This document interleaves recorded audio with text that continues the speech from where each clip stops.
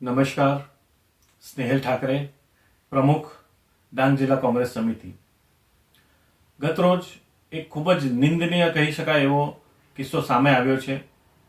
ડેડિયાપાડા ધારાસભ્ય શ્રી ચેતરભાઈની ધરપકડ કરવામાં આવી છે. હવે સૌથી પહેલી વાત તો હું એ જ કહીશ કે ચેતરભાઈની જે આ ધરપકડ છે એ ગેર બંધારણીય કહી શકાય. કારણ કે એક નજીવી બાબતે કહી શકાય કે એમાં એમના પર આરોપ લાગ્યા છે અને એમની ધરપકડ કરવામાં આવી છે. ઘટના જે બની છે એમાં જેટલું જાણ્યું છે કે પણ જે નિવેદનો જોયા છે, પરંતુ કોઈ પ્રશાસન તંત્ર તરફથી કોઈ સાચી માહિતી આજ સુધી સામે આવી નથી અને પોલીસે જે કારણોસર ધરપકડ કરી હોય તો શા માટે આજ સુધી બધું સંતાડવામાં આવી રહ્યું છે.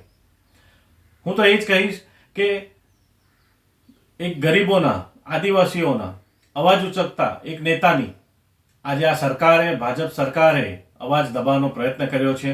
અને આ જ રીતે આપણે ભૂતકાળના ઉદાહરણો પણ જોઈ શકીએ છીએ કે જિગ્નેશભાઈ મેવાણીની પણ ધરપકડ કરી હતી. તો આ ધરપકડ જે કરી છે કોના ઈશારે અને કઈ રીતે મંજૂરી આપવામાં આવી છે? કારણ કે એક ધારાસભ્યની જ્યારે ધરપકડ કરવામાં આવે છે તો એ સીધી પ્રક્રિયા નથી કે કોઈ સામાન્ય માણસની ધરપકડ કરવામાં આવતી હોય છે.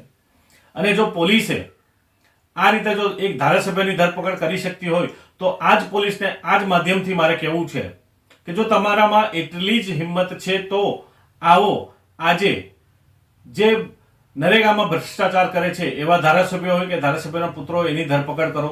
જે ગુજરાતમાં બળાત્કાર કરે છે એવા ધારાસભ્યો હોય કે ધારાસભ્ય પુત્રો હોય કે ધારાસભ્યના સગાવાળા છે, શા માટે તમે એ લોકોને ધરપકડ નથી કરતા? ગુજરાતમાં આજે ભ્રષ્ટાચાર હોય, બળાત્કાર હોય, ધમકી હોય, દરેક કિસ્સાઓ બને છે, પરંતુ એ સમયે આવા ધારાસભ્યો કે ધારાસભ્યોનો પુત્રો હોય કે ધારાસભ્યોનો કોઈ સગો હોય ત્યારે શા માટે પોલીસ એક્શનમાં નથી આવતી? ત્યારે શા માટે તંત્ર એક્શનમાં નથી આવતું? પરંતુ જ્યારે ચૈતરભાઈની વાત આવી તો ચૈતરભાઈ બની શકે કોઈ મિટિંગમાં પ્રશ્ન પૂછ્યો હોય, ગરમાગરમી થઈ હોય, પણ એના થકી જો ધરપકડ કરે અને આરોપ લાગ્યા છે એ તદ્દન ખોટા મને લાગી રહ્યા છે.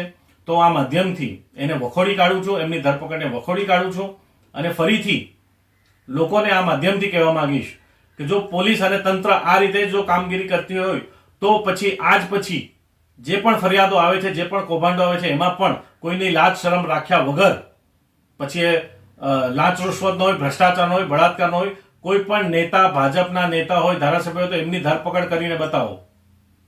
જય આદિવાસી, જય જોહાર.